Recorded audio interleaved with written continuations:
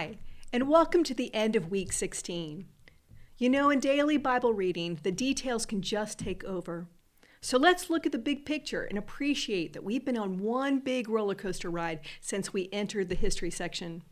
Starting with Joshua, we saw many great works of God, and the Israelite nation has taken control of the land promised to Abraham and his descendants, and all looks great.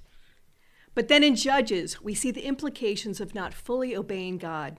The Israelites did not push out all the inhabitants of the land and became influenced by the worship of other gods. So God removes his protection, giving them over to other nations according to the covenant curses we learned about in Leviticus and Deuteronomy. And we see a progressive downward spiral with multiple cycles of foreign oppression, the people crying out for mercy, God delivering them by raising up a warrior leader, a judge, to save them. This brings peace for a time before the people would once again disobey God. Skipping Ruth because we're reading the Jewish or Tanakh version of the Old Testament, we come to 1 and 2 Samuel. Here the Israelites are experiencing the curse of conflict with a powerful, oppressive nation, but now crying out for a warrior king to lead them into battle because they want to be like other nations. So God allows their request. The first king, Saul, was chosen by the people. He's tall, handsome, insecure, and fearful. He soon disobeyed God without remorse, so God rejects him, and this king and his sons die. Things look bleak. But God then chooses a king, David from the tribe of Judah. His heart is devoted to God. David successfully completes the conquest of the promised land and sets up his kingdom in Jerusalem, centralizing worship to the Lord God. And God makes a covenant with David that he would establish his throne forever. So we're back to a time when things are looking pretty good. We have a great and prosperous nation, a fruitful land, and a good ruler who leads his people in devotion to God. And now 1 and 2 Kings. 1 Kings begins with the death of King David and the rise and rule of his son Solomon, who was gifted by God with wisdom, wealth, and even greater kingdom expansion in the building of the Lord's temple. But Solomon becomes unfaithful to God, worshiping the gods of his many wives.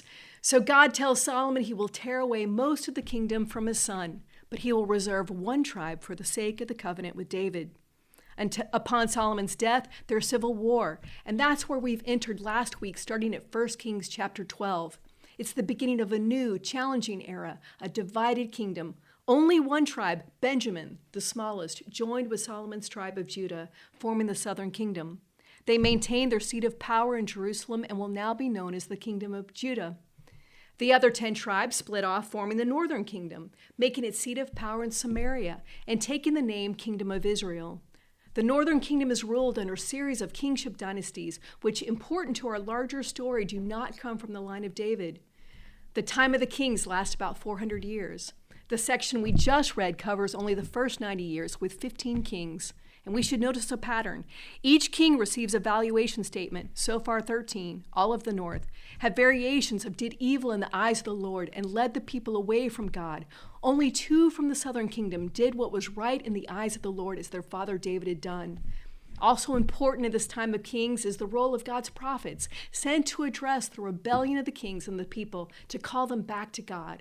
We just met Elijah and Elisha, great men of faith and prayer, performing amazing miracles and revealing God's great power. The prophets help us see that God continues to be both just and merciful.